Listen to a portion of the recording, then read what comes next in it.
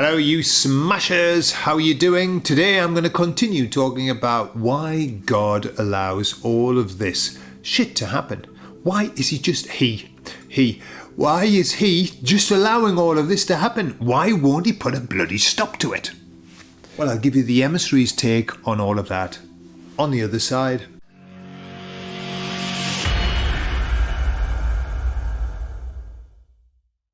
So I put that to the Emissaries.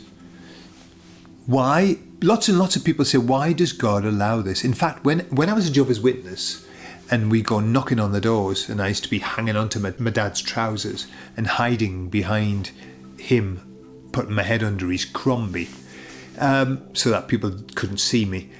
People would always say, I don't believe in God. And my dad would say, why is that? And they would say, because if a God existed, he would stop all the badness in the world. And the fact that the badness continues tells me that God doesn't exist. And that is what's called a false equivalence. Okay? It's saying this is this because of this. Therefore, these two things are equal, and they're not. They're not. Because firstly, as I heard a theologian say, you must understand that God is a non-interventionalist God. He doesn't get involved. And people go, wait a minute.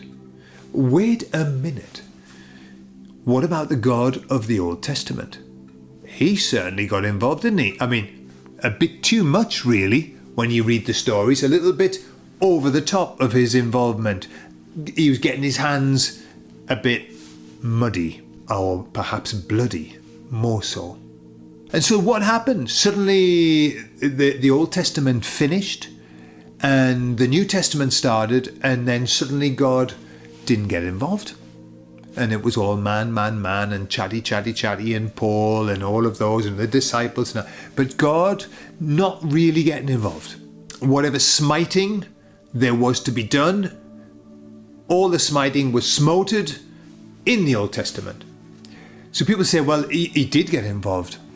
The issue is that, was that really God?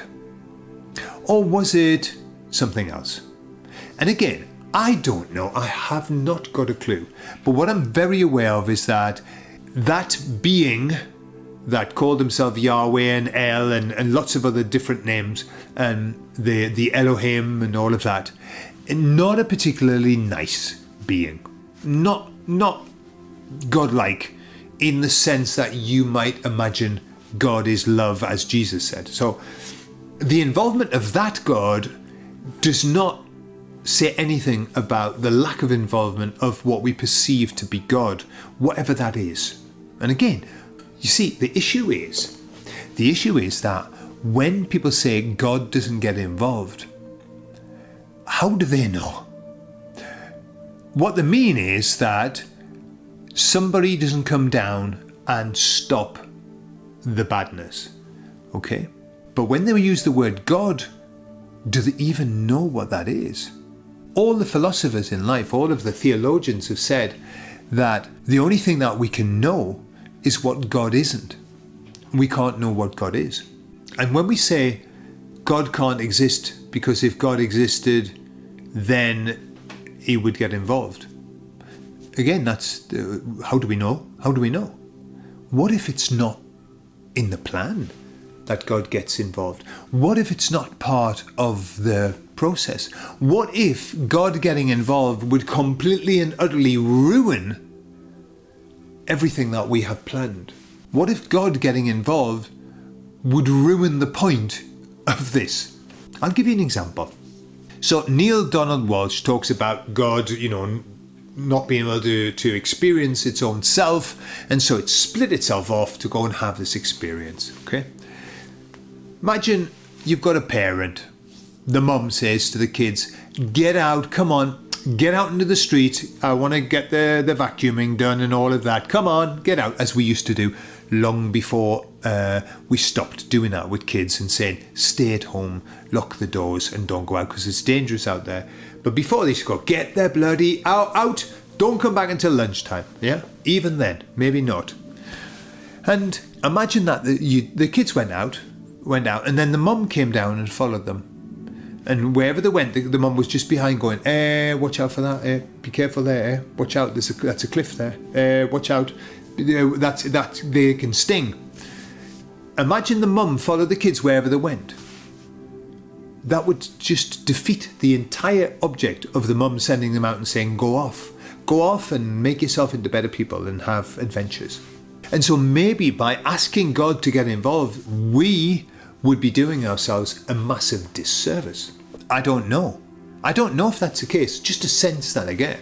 I could be completely wrong. However, I asked the emissaries, well, what about this? And they said, the issue that we have is that we keep trying to make sense of everything. We want to make sense of everything. We want to find a pattern. We want to understand what is going on and why it's going on. And they said, and then we don't find a pattern. In fact, the more we look, the more stupid it gets, the more bizarre it gets. And they said that leads us to be frustrated. We get frustrated and angry, and we've got to blame somebody. And so it's much easier just to blame God. It must be God's fault. And yet, the emissary said that there's only one way that we can be saved of all of this. There's only one way that we can find salvation in all of this. And they said, through God. Okay, so we've got this strange little situation where we go, God's not getting involved, I'm going to blame, I'm angry at God. And the emissaries are saying that the only way that you can save yourself from the situation is to go back to God. And they said, how do you do that? Through faith. They said, because there is nothing in this plan, in this matrix, that makes any sense, except God. There's nothing worth hanging your hat on except having faith that God exists. And that's easy to do. Atheists can step to one side. It's very easy to know that we have come from an intelligent source. It's like you really do not. I mean, it's as easy to understand that as it is to understand that those lines in the sky are not normal. That said, many people look up and see normality. Many people look at the most incredible miracles happening around us and happening within us in every moment of every waking day, and still say, well, that was lucky. That was fucking lucky, wasn't it? They say, if the earth had been 1 inch closer to the sun, we would have all been burned. And if it had been 1 inch further away from the sun, we would have all frozen to death. It was the luckiest thing. Or what do they call it? The Goldilocks miracle or something like that. No. What we need is faith.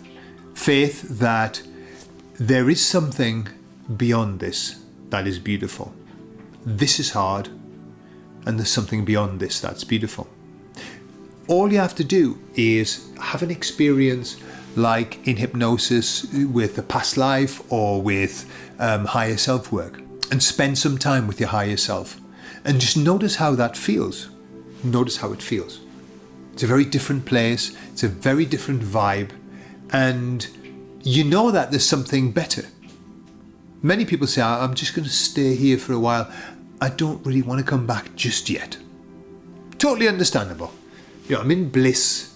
I'm in bliss. I'm talking to my higher self. I'm with all of my friends. The amount of times that people have burst into tears because they're surrounded by the soul group or whatever, it's beautiful.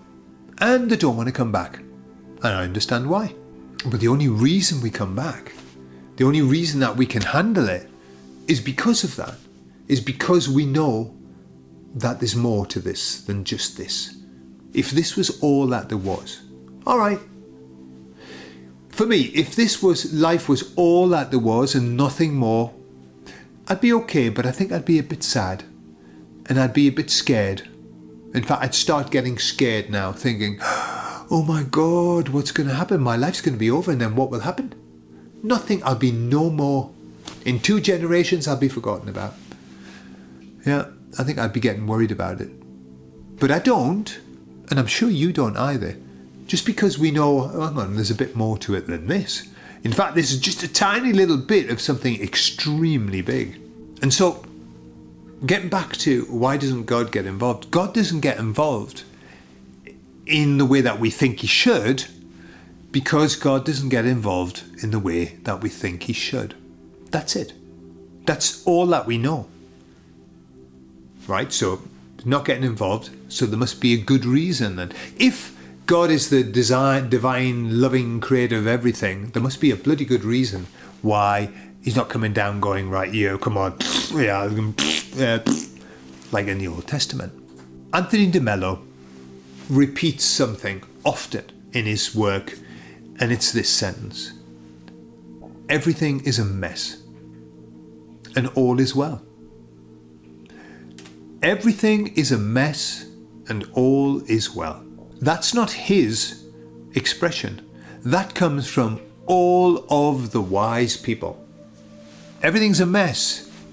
The world's a mess. You're a mess. I'm a mess. We are all a mess. And all is well. All is well is everything is as it should be.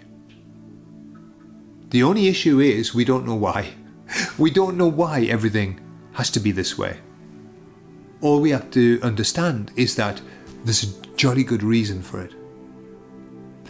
Does that mean that it's easy to accept all the time? No. Does that mean that it's not going to affect us sometimes so badly that we curse God? For sure. For sure. We're only human. We give up our divinity to come here. And so we experience things as terrestrial beings. And that's tough sometimes. However, the sense I get is that the tough bit is not going to be forever. And it's going to get better. It really is. I think we may have come through the worst of the worst. And maybe now it's going to be a nice, lengthy, but beautiful process of putting things right. Let's see. That's certainly what the emissaries indicate to me. That we're in the split. Let's see. Put in the comments for me how your faith helps you. If the emissaries say that faith is the only thing that's going to keep us safe and sane in this mad world, how does your faith help you? And what kind of faith do you have? I'd be interested to know. I love you all, and I'll speak to you all later. Bye-bye.